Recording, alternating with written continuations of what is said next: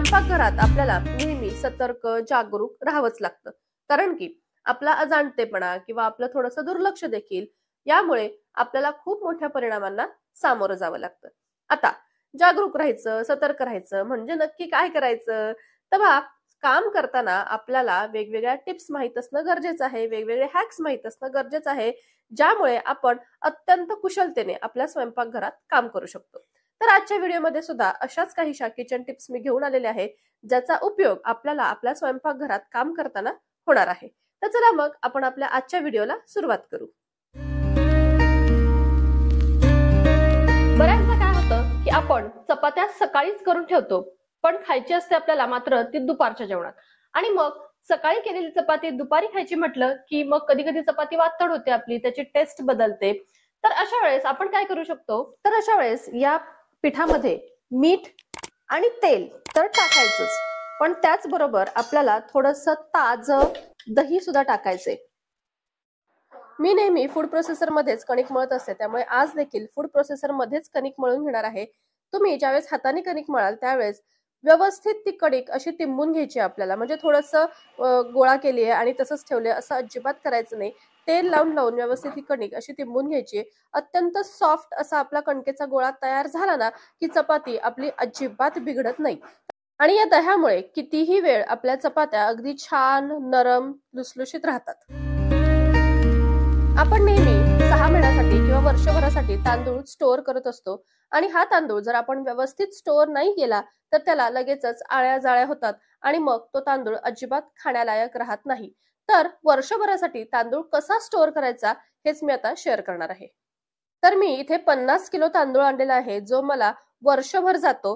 तर तो स्टोअर करण्यासाठी सगळ्यात पहिल्यांदा पहा, मी तो आधी खाली पसरून घेतलाय, हातामध्ये हँड ग्लोव्स घातलेले आहेत आणि त्यामध्ये आता मी टाकणार आहे ते म्हणजे खडे मीठ, म्हणजे मोठं मीठ असतं ते, आणि बोरिक ऍसिड पावडर. आता ही बोरिक ऍसिड पावडर थोडीशी विषारी असते, त्यामुळे आपण स्वतःची सुद्धा काळजी घ्यायची आहे. मास्क वगैरे लावायचा आहे, हातामध्ये हँड ग्लोव्स घालायचे आहेत, म्हणजे त्याचा त्रास आपल्याला होणार नाही. तर आता या खाली टाकलेल्या तांदळामध्ये मी आता खडे मीठ आणि बोरिक ऍसिड पावडर मिक्स करून घेणार आहे. आता इथे आपल्याला मिक्स करायची आहे, म्हणजे काय, हाताने नुसतीच अशा वर्षावर भुरभरायची नाहीये. तर ही जी पावडर आहे ती व्यवस्थित आपल्या तांदळाला लागली गेली पाहिजे. यासाठी आपल्याला काय करायचंय, पावडर टाकल्यानंतर पहा अशा पद्धतीने व्यवस्थित सगळ्या तांदळाला ती हाताने चोळून घ्यायची आहे. चोळून घेतलं ना म्हणजे सगळ्या तांदळाला ती व्यवस्थित लागते. नुसतं जर तुम्ही वरच्यावर टाकलं तर ती तशीच राहते. त्यामुळे दोन्ही हाताने व्यवस्थित अशी चोळून घ्यायची. आणि आपला जो स्टोरेज कंटेनर असेल तर त्याच्या खाली सुद्धा थोडीशी बोरिक पावडर टाकायची, थोडंसं खडे मीठ टाकायचं आणि नंतरच त्याच्यामध्ये हा तांदूळ आपल्याला भरायचा आहे. कंटेनर सुद्धा व्यवस्थित आपला पॅक बंद राहणारा असावा, म्हणजे त्यामध्ये आतमध्ये काहीही शिरणार नाही. आता हे कंटेनर सुद्धा तुम्ही कोणत्याही पद्धतीचे वापरू शकता, म्हणजे माझ्याकडे ही कोठी आहे, अल्युमिनियमची आहे. स्टीलचे कंटेनर असतात ते सुद्धा तुम्ही वापरू शकता, किंवा असे बॅलर येतात प्लास्टिकचे ते सुद्धा तुम्ही वापरू शकता. तर आता आपण व्यवस्थित तांदळाच्या कोठ्या भरून ठेवलेल्या आहेत.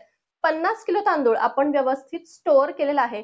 आता यानंतर आपल्याला एक काळजी घ्यायची, जेव्हा केव्हा आपल्याला या कोठीमधून तांदूळ काढायचा असेल त्यावेळेस त्याला हात अजिबात लावायचा नाही. म्हणजे एखादं भांड घ्यायचं आणि भांड्याच्या साह्यानेच ते तांदूळ काढून घ्यायचंय. एका वेळी निदान 5 किलो तरी तांदूळ काढायचा, म्हणजे निदान महिनाभर तरी आपल्याला पुन्हा तांदळाला हात लावावा लागणार नाही. सारखं सारखं जर आपण उघडझाप केली, त्याला जर हात लावला तर यामध्ये पुन्हा आळ्या होऊ शकतात. त्यामुळे एवढी काळजी घ्यायची की सारखं उघडझाप करायचं नाही आणि तांदूळ काढताना त्याला हात लावायचा नाही, तांदूळ काढायचा.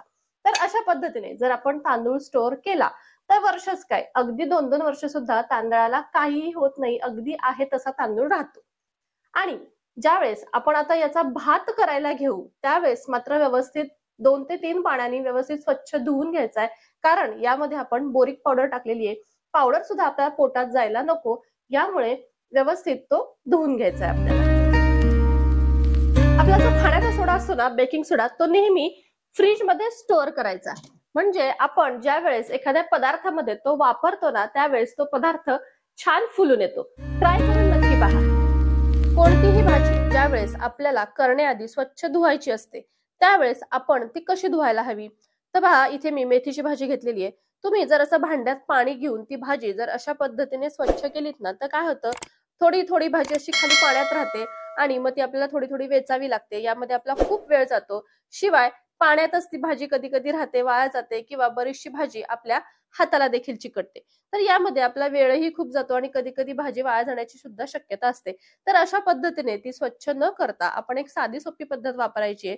तर मोठ्या कंटेनरमध्ये पाणी घ्यायचे आणि त्यामध्ये आपल्याकडे जी असेल ती प्लास्टिकची असो, स्टीलची असो, अशा पद्धतीची एक चाळणी त्यामध्ये ठेवायची आहे.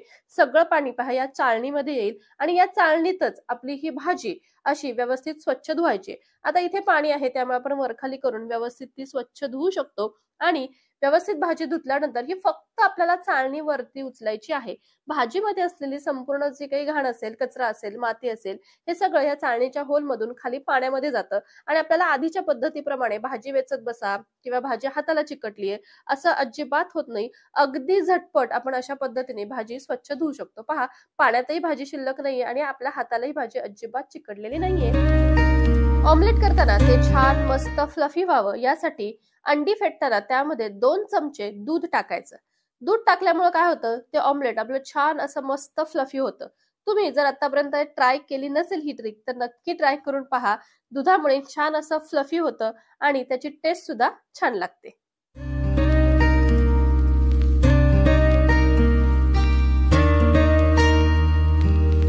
आपल्या घरात असे जे बांबू प्लांट किंवा मनी प्लांट असतात ना, बऱ्याचदा काय होतं की त्यांची वाढ खुंटते किंवा ते सुकतात. तर अशा वेळेस काय करायचं, आपण चहा पावडरचं पाणी करायचं, छानपैकी ते उकळायचं आणि थंड झाल्यानंतर या कुंड्यांमध्ये ओतायचं. पहा, 4 ते 5 दिवसातच आपले हे जे प्लांट आहेत, मनी प्लांट किंवा बांबू प्लांट, ते अगदी छान असे टवटवीत झालेले दिसतात. तुमच्या घरातले पण असे प्लांट जर सुकले असतील तर तुम्ही हा उपाय करून नक्की पहा. तर मैत्रिणींनो, आजच्या या टिप्स पैकी कोणती टिप्स तुमच्यासाठी नवीन होती मला जरूर कमेंट करा आणि आपला व्हिडिओ आवडला असेल तर लाईक करा, शेअर करा आणि चॅनलवर नवीन असाल तर सबस्क्राईब देखील जरूर करा. आता आपण भेटू पुन्हा एकदा अशाच नवीनशा व्हिडिओमध्ये. तोपर्यंत बाय बाय.